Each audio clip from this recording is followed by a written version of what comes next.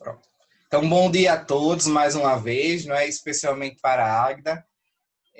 Hoje, pessoal, nós vamos trabalhar com um tema, tá? Para a próxima produção textual que vocês irão fazer, que será o papel da polícia no Brasil do século XXI, tá? Esse tema, pessoal, eu trouxe porque atualmente e recentemente nós temos vivenciado aí uma realidade onde em que muitas vezes o papel da polícia ele tem se configurado, esse papel tem se configurado não mais com aquela ideia de que a polícia estava a serviço da segurança e da proteção da sociedade.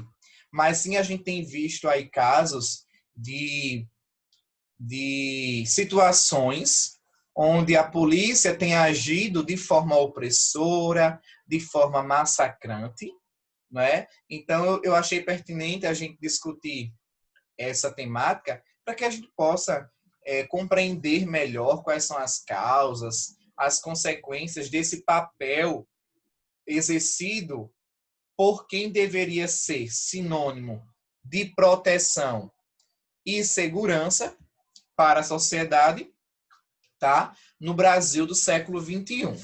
Eu acho que vocês também têm acompanhado aí, não é? Relatos, reportagens, em que nós temos visto a todo momento aí o abuso excessivo de poder por parte, não é, dos policiais no Brasil, tá? Então, eu trouxe aqui alguns textos motivadores para a gente poder analisar. O primeiro é uma charge, onde nós temos aí a imagem de um policial, né, interrogando aí o cidadão, perguntando, né, confia ou não? 70% dos brasileiros não confiam na polícia. E aí, ele, não é, afronta o cidadão com essa indagação, que é quase como uma obrigatoriedade de responder o que é conveniente para ele ouvir, que é o sim, não é? Então, o semblante aí do cidadão é um semblante de medo, é um semblante de inferioridade, e ele acaba aí respondendo confio, com aquela, não é, com aquele receio de ser afrontado pelo policial, tá? Então, esse aqui é o primeiro texto que nós analisamos, uma charge. O texto 2 mostram aí uma manifestação, tá? Que ocorreu lá no Paraná. Isso foi em 2015, faz 5 anos que ocorreu essa manifestação, porém foi uma das que mais ganhou repercussão no Brasil por ter sido um protesto feito por professores que estavam aí, não é, manifestando a questão da carga horária de trabalho, da questão da melhoria salarial, e acabaram sendo vítimas de agressão e violência por parte da polícia. Tá? Alguém gostaria de realizar a leitura? Deixa eu escolher aqui um candidato para participar da aula, realizando a leitura. A Sucena quase não lê, né, nas nossas aulas. Ou melhor, eu não me recordo de a Sucena ter lido alguma vez. Tem áudio, Açucena?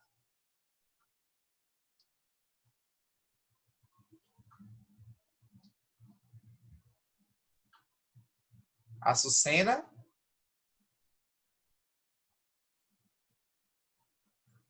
Deixa eu ver aqui outra pessoa para ler. Hugo. Hugo também quase não lê nas nossas aulas.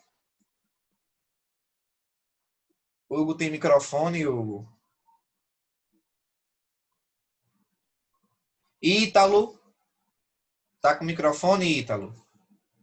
Já vou pegar o fone aqui. Beleza. Alguém respondeu aqui no chat. Sem microfone, Açucena.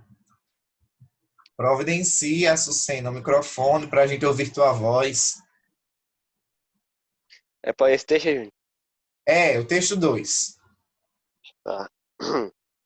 As ruas que circundam o Palácio Iguaçu, sede do Executivo e a Assembleia Legislativa do Paraná, se transformaram em um cenário de guerra na tarde desta quarta-feira, dia 29. Os mais de 2.000 policiais militares que cercavam os prédios desde a tarde do último sábado reagiram às manifestações dos professores que, impedidos de entrar no plenário da Assembleia para acompanhar a votação do projeto de lei que mexe na Previdência Estadual, ocupavam as ruas e praças desde segunda-feira. Por volta das 15 horas, policiais lançaram bombas de gás lacrimogêneo, balas de borracha e jatos d'água contra os manifestantes. Segundo as últimas informações, mais de 200 pessoas foram feridas, sendo 8 em estado grave. Outros 56 foram encaminhados aos hospitais da cidade. Uma sala foi improvisada na sede da Prefeitura de Curitiba para ser usada como pronto-socorro. Entre os feridos, há 4 jornalistas, entre eles um cinegrafista da Band, que foi atacado por um cão pitbull da Polícia Militar. Valeu, Ítalo. Obrigado aí pela participação. Então, pessoal, a gente vê, né, que muitas vezes a polícia, que deveria exercer o papel de apaziguadora, acaba muitas vezes agindo com força, com brutalidade e causando ainda mais tumulto, causando ainda mais revolta e fazendo com que muitas vezes manifestações que a princípio tinham o intuito de serem manifestações pacíficas, que não é proibido no Brasil, tá? Realizar manifestações não é algo proibido no Brasil, desde que sejam manifestações pacíficas. É um direito do cidadão, dos cidadãos, lutar por seus objetivos, por seus ideais, lutar por seus direitos, tá? Porém, de forma pacífica. No entanto, a gente observa que muitas vezes a polícia ela age de forma muito agressiva, de forma muito violenta, transformando aquele ato, aquela manifestação que deveria ser pacífico, em um tumulto, em uma, né, situação que acaba colocando em risco, né, a saúde, que acaba colocando em risco a vida e a integridade física aí das pessoas de um modo geral, como aconteceu nesse episódio, tá? Ganhou muita repercussão pelo fato de serem com professores, né? Que já é uma classe muito desvalorizada, muito oprimida no Brasil, né? Que a todo tempo luta por melhorias nas condições de trabalho, na condição salarial. Então, passar por esse tipo de situação é realmente muito constrangedor para a classe, né? Para a classe de professores especificamente. Tá? Vamos ver aqui o texto 3, que fala sobre o papel e a atuação da polícia militar na sociedade, que são questionados por estudiosos em relação ao que é realmente papel, o que é dever, tá? Dos policiais. Quem gostaria de realizar a leitura aqui? Deixa eu escolher aqui outro aluno para participar da aula. Levi. Tá com o microfone, Levi?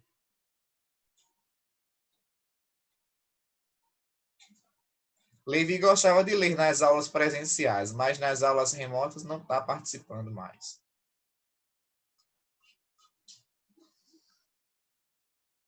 Renan. Renan leu na última aula, não foi, Renan? Ui. Mas pode ler novamente. Posso? Muito bem, Renan. Lê aí. Papel e atuação da polícia militar são questionados pela sociedade e estudiosos. O artigo 144 da Constituição Federal regulamenta o funcionamento da segurança pública no Brasil. Prevê quais são os tipos de polícias e as funções de cada uma. A Polícia Militar cabem as tarefas de fazer o policiamento ostensivo e preservar a ordem pública. A Polícia Civil cabem as investigações de crimes e o cumprimento de ordens judiciais no âmbito local. A Polícia Federal atua também como polícia judiciária e na investigação de crimes, só que contra a ordem política e social ou em detrimento de bens, serviços e interesses da União ou de suas entidades autárquicas e empresas públicas. A APF cuida ainda de outras infrações, cuja prática tenha repercussão interestadual ou internacional e exige a repressão uniforme. As PMs, assim como os policiais civis, bombeiros militares, forças auxiliares e reservas do Exército, estão subordinadas aos governos dos estados e do Distrito Federal.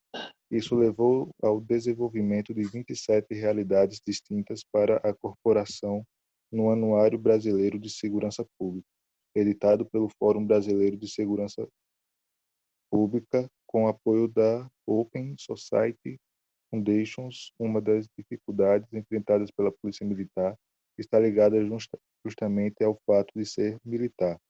No plano de contato com a sociedade, tem sido criticada por atuar como se estivesse numa guerra, com excessiva força e pouca capacidade de diálogo e ainda entendimento. No plano interno, o Código Militar obriga seus integrantes a uma severa disciplina, capaz até de levar à prisão um policial que chegue atrasado ao serviço ou questione ordens de seus superiores. Há na base da PM um grande contingente que também se ressente por não ter direito de organização e greve. Muito bem, valeu, Renan, pela participação aí. Então, a gente observa, né, aqui a divisão de classes em relação à função de cada polícia, qual é a função da classe militar, qual é a função da classe civil, qual é a função da classe federal. Porém, no entanto, são todos policiais, tá?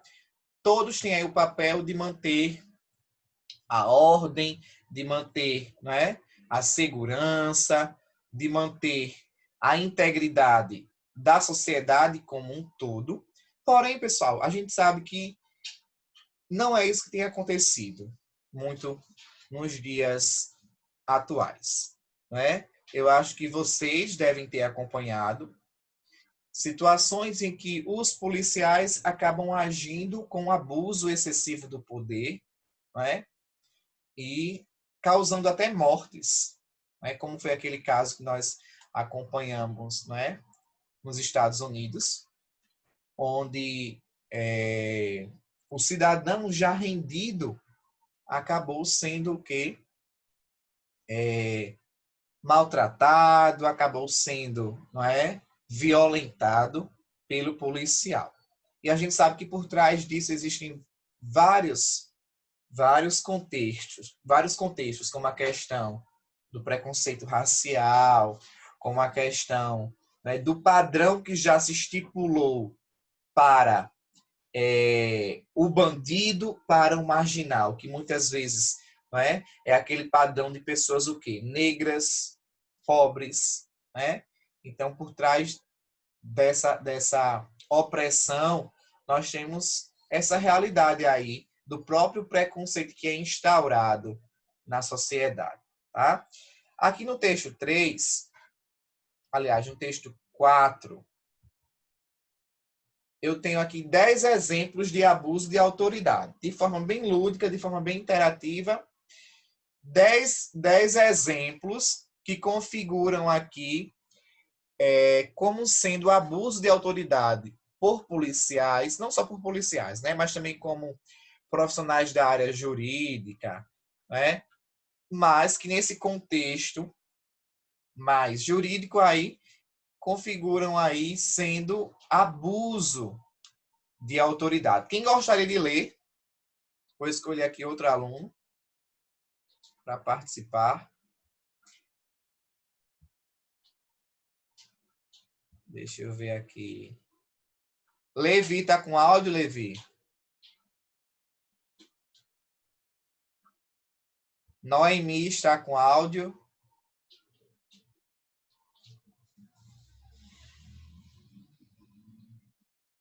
Tawane está com áudio.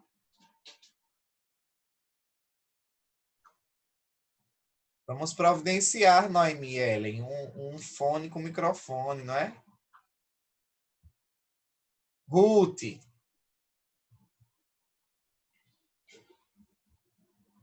Ruth sempre participa das nossas aulas. Aqui. Ok, Ruth. Nos dê aí o prazer de ouvir a sua leitura. Número 1. Mandar prender ou prender alguém fora das hipóteses legais. Número 2. Prender alguém em flagrante e propositadamente não comunicar o fato ao juiz. Número 3. Prender alguém sem se identificar corretamente. Número 4. Obrigar um preso a ser fotografado ou filmado por meios de comunicação social. Número 5. Obter provas por meios ilícitos. Número 6. Manter presos de ambos os sexos na mesma cela ou constranger um preso para obter favor sexual. Número 7. Interrogar preso durante o período noturno. Número 8.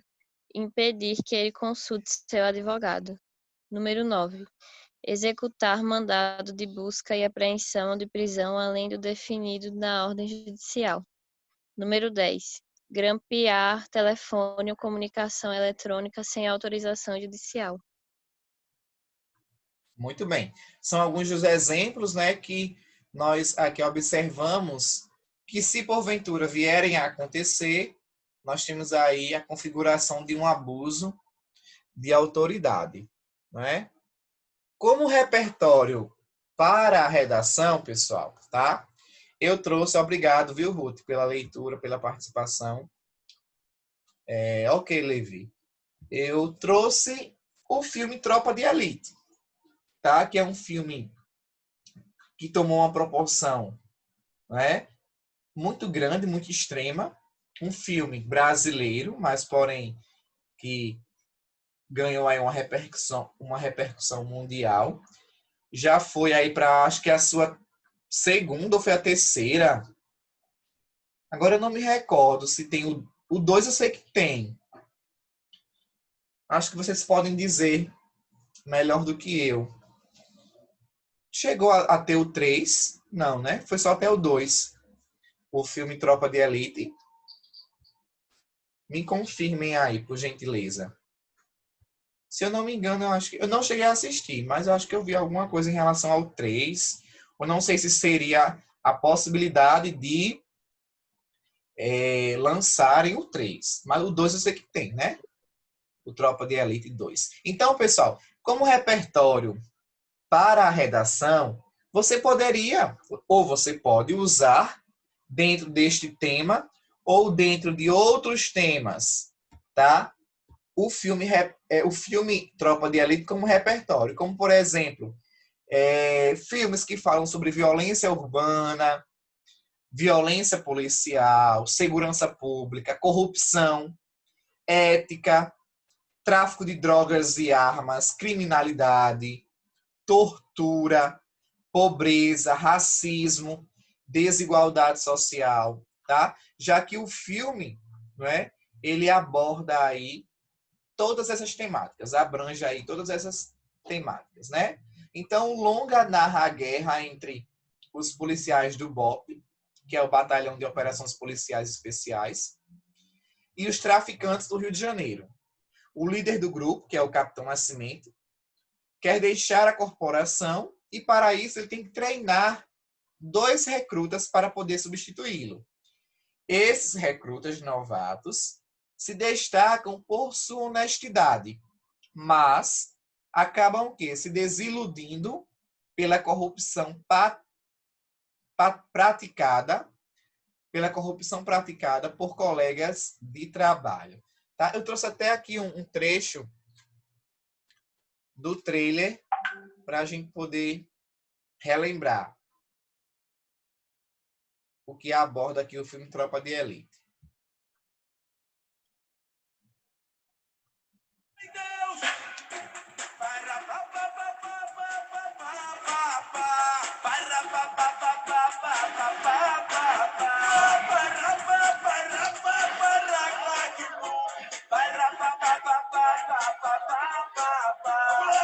Esse país todo mundo sabe falar de favela é perigosa.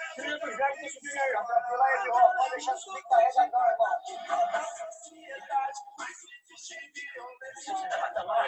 Pessoal, tá dando para vocês verem o vídeo e ouvirem o áudio? Confirmem para mim, para eu poder continuar.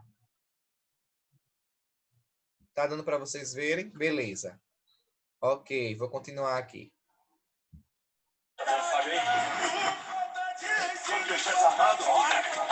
Deixa comigo, tá vendo aí? Foi, tá vendo aí? Deixa comigo, pai. Mas não ninguém, cara. Mas vamos.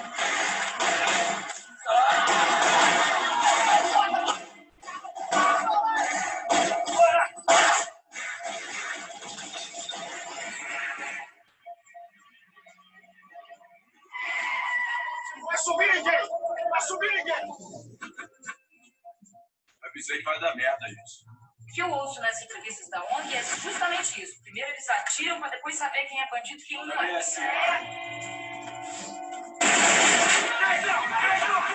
Aponta agora! Aponta agora! Quem tá no facada? Vai!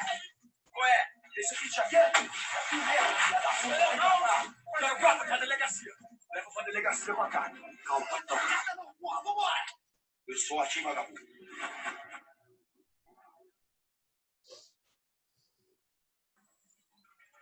Você vai sair, tudo isso vai passar. Eu vou sair pra onde? Onde é que eu vou sair? Vai sair do BOP. Vai. Você tem filho, você é pai. Você veio ter 2 filhos! Você veio ter 2 filhos! Acho!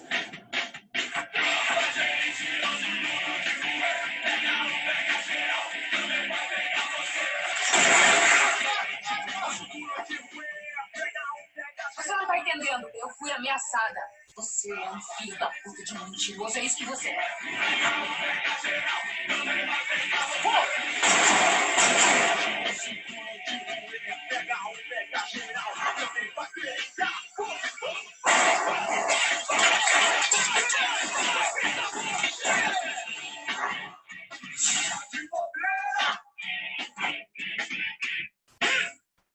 Bom, então, pessoal, o trailer, né, dá mais ou menos assim uma relembrada, quem assistiu ao filme, sobre a realidade vivenciada, né, pelas favelas, sobretudo do Rio de Janeiro, em relação à atuação dos policiais nesses lugares, né, onde nós sabemos que o tráfico de drogas, onde nós sabemos que o crime ele acontece de forma mais presente, de forma mais marcante, não é? Nas comunidades, nessas favelas.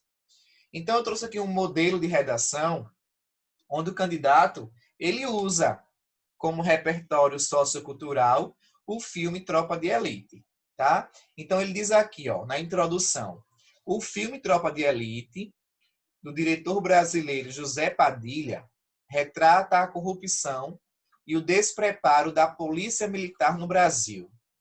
Fora das telas, a situação alarmante é um fator majoritário para o aumento dos índices de violência no país. Consta-se que a problemática é fruto crescente da corrupção dentro das corporações, além das condutas racistas de abordagem nas ruas. Foi aquilo que eu falei, não é?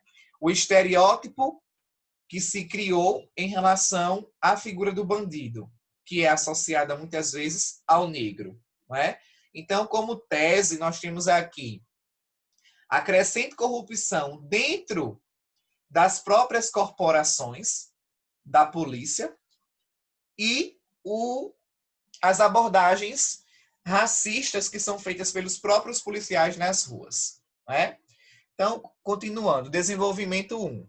As constantes notícias do surgimento de milícias e envolvimento de profissionais com o crime organizado são provas da corrupção policial.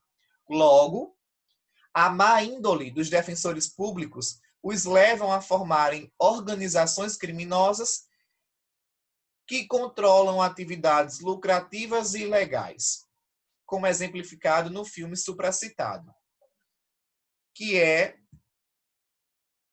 encena a cobrança de taxas voltadas para a segurança dos moradores de áreas periféricas. Dessa maneira, as corregedorias públicas são responsáveis pelo aumento desse tipo de crime, ao negligenciar a constante fiscalização necessária. Segundo parágrafo do desenvolvimento. Ademais, olha o conectivo aí, o preconceito militar diante as classes torna o combate ao crime centrado unicamente em áreas marginalizadas. Assim, o perfil de abordagem policial é bem traçado. Ser negro e pobre é uma forte justificativa para ações violentas e desumanas, demonstrando o racismo ainda enraizado na sociedade brasileira. Dessa forma, a máxima de Jean-Paul Sartre, quando diz que todo tipo de violência é uma derrota, aponta o grau do problema. Fica claro dessa forma que é imprescindível a ação da esfera jurídica na fiscalização e posterior punição por crimes de corrupção identificados pelas categorias, causando assim diminuição na bandidagem inserida nas delegacias. Sendo relevante ainda a denúncia anônima de casos de violência policial motivados por um possível ideal racista, processando e recorrendo à mídia para alertar outras possíveis vítimas desse mal. Por meio dessas medidas, o Brasil encaminhará para melhorias significativas no sistema de segurança pública, acabando com o pensamento de Sartre. Tá? Então, aqui nós temos um modelo de redação com a abordagem do repertório sociocultural, né? Tropa de elite, onde é destacada aqui a atuação de policiais, especificamente agindo com preconceito em relação a esse estereótipo que já foi estabelecido pela sociedade. Claro que a gente também não pode generalizar o trabalho da polícia como um todo por conta de ações específicas. Eu sempre gosto de olhar e refletir os dois lados da moeda, tá? Mas, infelizmente, têm sido situações muito recorrentes, muito repetitivas, que nos levam a enxergar hoje a polícia com outros olhos, como eu disse no início da aula, né? Aqueles que tinham o papel de proteger, de assegurar a sociedade como um todo, né? O direito de ter uma segurança, hoje em dia, é quem mais provoca, é quem mais causa o quê? A violência, né? Então, é preciso a gente ponderar, claro, a nossa argumentação, mas refletir, sobretudo, a respeito desse papel, o que realmente aí é condizente, né? Exatamente, foi o que Ítalo colocou aqui. O problema não é a farda, mas algumas pessoas que vestem. Foi o que eu disse, não é que a gente acabe generalizando de forma muito radical. É a polícia como um todo. Claro que não. A gente não pode julgar, não é? A nomenclatura polícia militar pela ação de um policial militar. Mas a gente sabe que, ao assumir tal cargo, você responde por um grupo. Você responde, não é?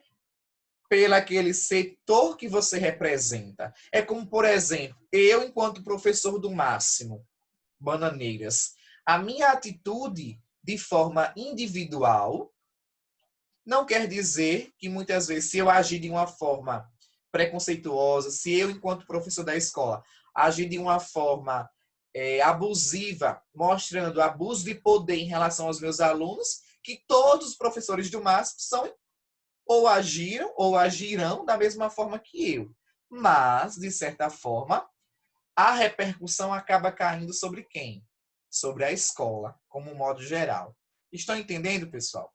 Que muitas vezes a atitude de um acaba refletindo na atitude, né, de todos. Né? Já que a gente responde, claro, primeiro por nossas ações individuais, mas ações essas que estão ligadas ao grupo o qual a gente representa.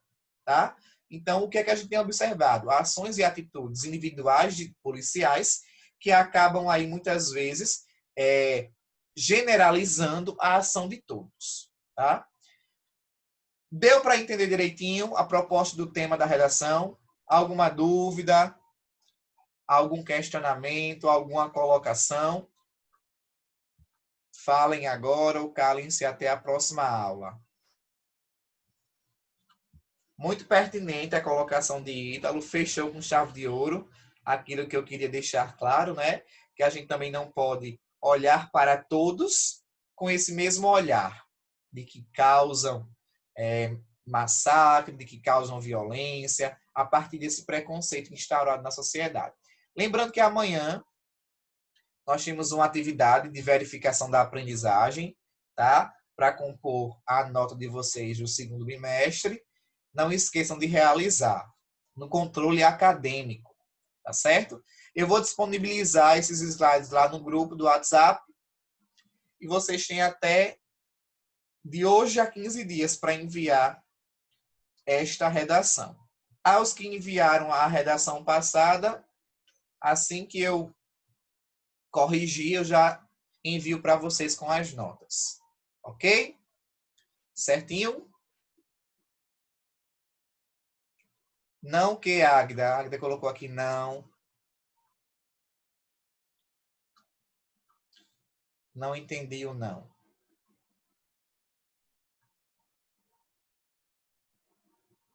O que foi, Águida?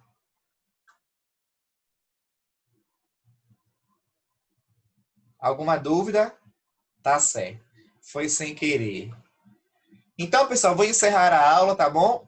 Um abraço em cada um de vocês. É sempre um prazer tê-los aqui nas nossas aulas remotas.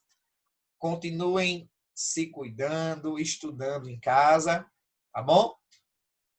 Praticando aí o exercício da escrita e até uma próxima oportunidade. Um abraço. Tchau, tchau.